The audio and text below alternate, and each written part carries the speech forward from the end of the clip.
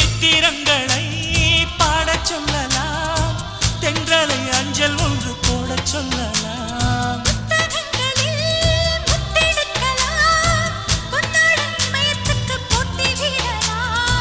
பூமிக்கு பொட்டு வைத்து பார்க்கலாம் பார்க்கலாம், பூவுக்கும் ஆடை தைத்து போடலாமா?